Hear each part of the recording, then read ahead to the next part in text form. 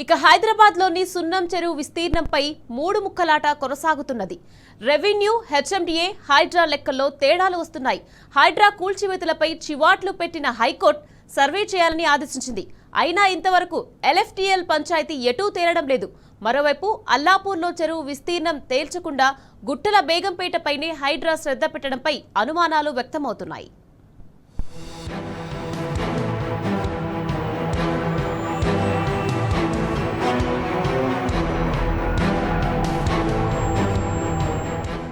హైదరాబాద్లో చర్చనీయాంశంగా మారిన సున్నం చెరువు విస్తీర్ణంపై ప్రభుత్వ శాఖలు తలో లెక్క చెప్తున్నాయి.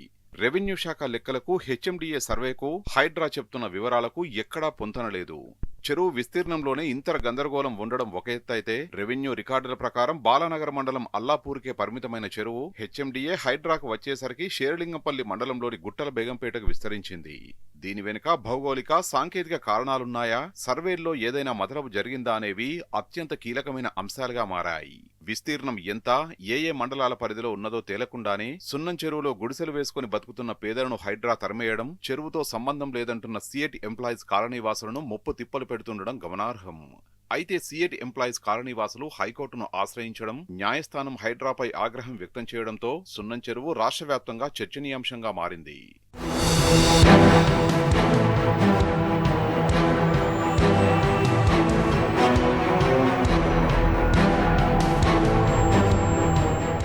ఉమ్మడి రాష్ట్రంలో హెచ్ఎండిఏ పరిధిలోని చెరువులపై ఏండ్ల తరబడి సర్వే చేపట్టారు.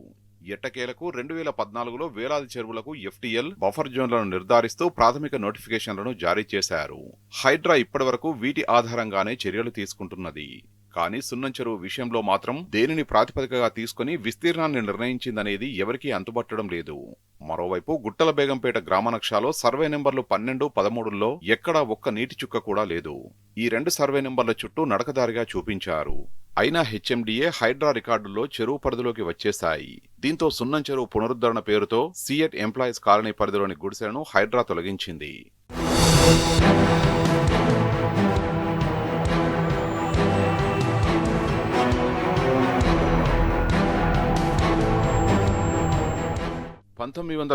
ప్రాంతంలో భాగ్యనగర్ డెవలప్మెంట్ అథారిటీ గుట్టల బేగంపేటలోని సర్వే నెంబరు 12, 13లో లేఅవుట్ రూపొందించింది. అందులో అంతర్భాగంగా 1992 ప్రాంతంలో సిఎట్ ఎంప్లాయీస్ కోఆపరేటివ్ హౌసింగ్ కాలనీ ఏర్పడింది.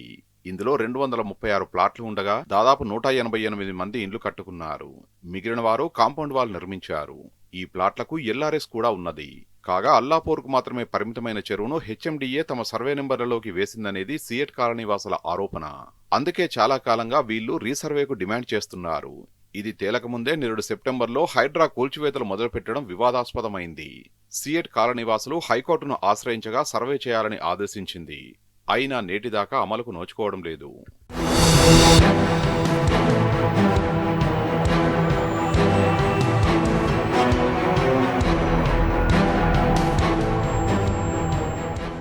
సున్నం చెరువు బాలానగర్ మండలం అల్లాపూర్లోనే ఉన్నట్టు రెవెన్యూ, ఇరిగేషన్ రికార్డులు స్పష్టం చేస్తున్నాయి. 2009లో బాలానగర్ తహసీల్దార్ ఇచ్చిన లిఖితపూర్వక సమాచారంలో సర్వే నెంబర్ 30లో 24.12 ఎకరాలుగా ఉందని ఇచ్చారు. కానీ హెచ్ఎండిఏ సర్వేలో సర్వే నెంబర్ 30తో పాటు గుట్టల బేగంపేటలోని సర్వే నెంబర్లు 12, 13లో కూడా చెరువు విస్తరించి ఉన్నదని తేల్చారు. అంటే చెరువు విస్తీర్ణం ఒక సర్వే నెంబర్ నుంచి 3 సర్వే నెంబర్లకు పెరిగింది. కానీ రెవెన్యూ రికార్డుల కన్నా హెచ్ఎండిఏ సర్వేలో విస్తీర్ణం 8.29 ఎకరాలు తగ్గింది. మే నెలలో హైడ్రా ప్రచురించిన బ్రోచర్లో కూడా అల్లాపూర్లోనే సున్నం చెరువు ఉన్నదని స్పష్టం చేసింది. గుట్టల బేగంపేట ప్రస్తావనే లేదు.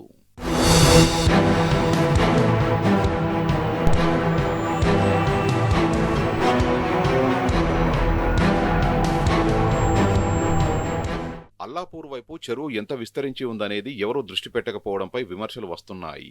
రెవెన్యూ రికార్డు ప్రకారంగా అల్లాపూర్లో చెరువు విస్తీర్ణాన్ని నిర్ధారిస్తే ఆ తర్వాత గుట్టల బేగంపేటలోని విస్తరణపై స్పష్టత వచ్చే అవకాశముందని ఒక రిటైర్డ్ ఇంజనీర్ సూచించారు. ఇది వదిలేసి గుట్టల బేగంపేట మీద మాత్రమే శ్రద్ధ పెడుతుండడంపై అనుమానాలు వ్యక్తం చేస్తున్నారు.